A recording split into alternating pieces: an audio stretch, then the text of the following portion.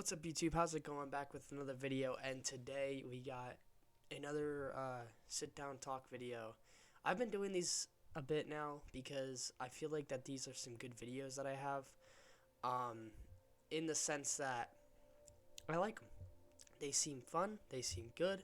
Maybe not so much fun, but they definitely are good for the audience. Um,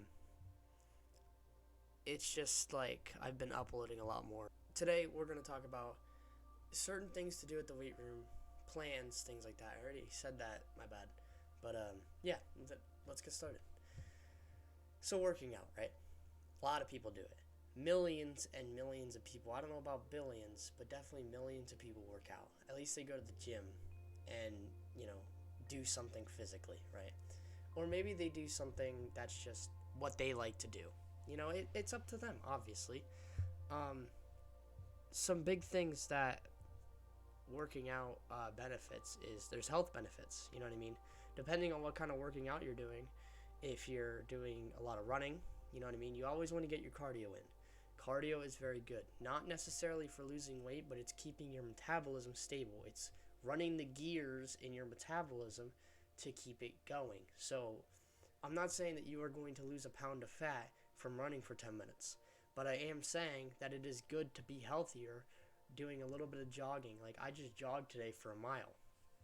I burned like 132 calories on the treadmill. That's honestly not that much. But then I weightlifted for 30 minutes after that, which that burns more calories essentially. Another big thing is a calorie deficit. A lot of people talk about calorie deficits like, if you want to lose weight, you have to do this. Honestly, that's true. I think that is the biggest thing.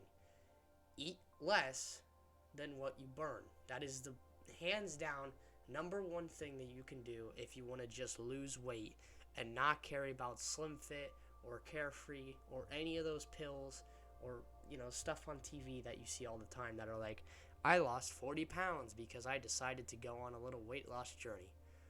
Those things don't work, okay?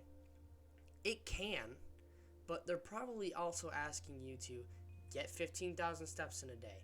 Make sure that you're doing 30 minutes of vigorous work. Make sure you're doing at least 5 hours of work a week. Like, that defeats the whole purpose of the pill then.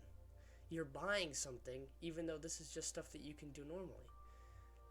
The only things that I take are creatine and protein powder. And I don't even take those things a lot. I only take creatine the days that I actually work out. And I only take protein powder for days that are like rest days. And I only take like one scoop, which, by the way, I only take it like once a week because that's only if I need that boost of protein. I never would take it if I just felt like, oh, that's going to be my meal. No, because it's low in calories. There's no carbs, so you're not getting any energy from the carbs. And, it's just not going to be amazingly good for you, essentially. So a calorie deficit's good. That's what I'm in right now. I'm trying to basically only eat 1,000 calories a day. Another thing I'd like to talk about is injury. A lot of people don't get injured when they work out. Okay, it's usually probably like 1 out of 6,000 people actually get injured when they work out. I didn't look up statistics, but I really shouldn't have to. It's not that many people who get injured. You just see all these injury videos, or people are stupid and sloppy about when they work out. And that means that people who are on the squat rack and the bar falls behind them because they didn't squat correctly, they put on too much weight. That's all it was. It was never because of the fact that it was the bench's fault. It wasn't correct, or the squat rack was in a different position. It was because they put on too much weight and they couldn't do it. Or they were not feeling it that day, but they still felt like doing it. I understand that it's good to do that because of, not motivation, but discipline. But at the same time, you have to tell yourself that you can't do it, so don't do it. You know what I mean? And it's very interesting how people will try to look past that and not even think about that. Another thing about working out. Let me break down a couple things. Protein is used to rebuild your muscle or fix up your muscle, right? Protein is not supposed to be your only energy source. If you were using protein as your only energy source, that's a problem because your body is not going to like it.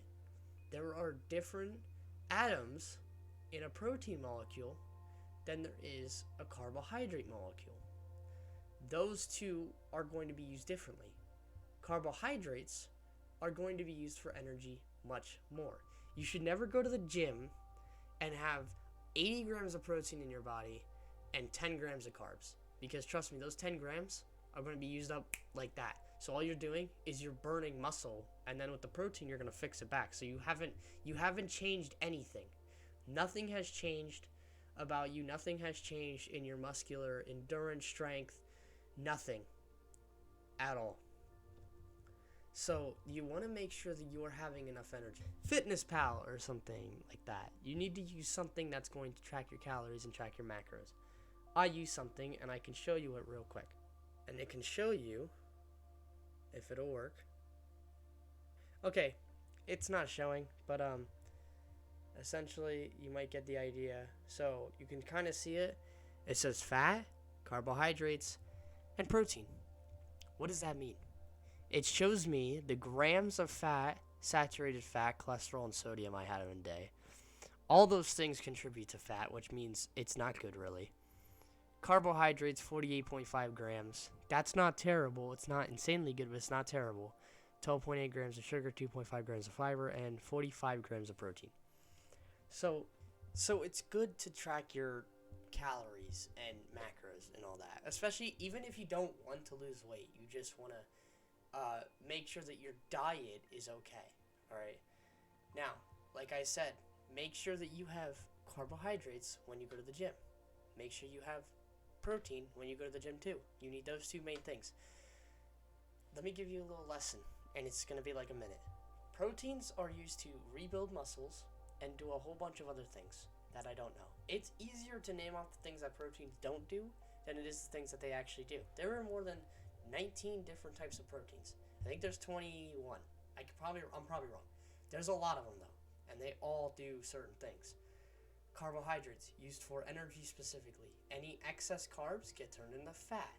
Usually we use all of our carbs during the day.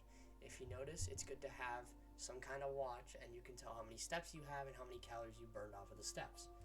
Your phone can track it too with the app that I got. If you connect the health app, it can track how many steps you have off of your phone. So usually those two steps will be different, but that's just what it is. And lipids, of course, are fats. Lipids is just the scientific way of saying it. And lipids pretty much mean, that's the extra fat stored in your body for insulation and all that stuff, keeping you warm, regulating body temperature as the way that water does, but it's not the exact same. It's a bit different. Let's go on to the fact of running, right? So when people run, I don't want people to think that that's going to burn a bunch of calories, because it won't. Running just is a good 10-minute run is a good way to get your body ready for the workout. I did an 11-minute run today. Basically gets the blood flowing, prevents an injury a lot. Everyone's probably said that. You've probably already heard it a million times.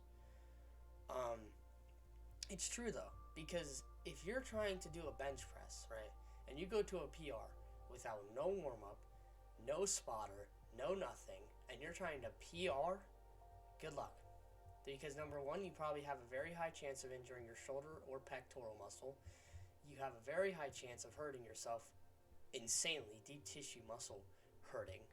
And, I mean, that was a weird way of saying that, but your deep tissue is going to hurt. Your muscle is going to be ripped, and very badly. Like, not good at all. So you want to make sure you get a good warm-up in. Make sure you get the blood flowing. Make sure that you have plenty of water flowing through your system. Your blood is flowing. Everything's ready to go into work mode. So I want to thank you guys so much for watching. This was a weird one. It was a short one, but things got messed up midway through because of a call. So I'll see you guys in the next video. Peace.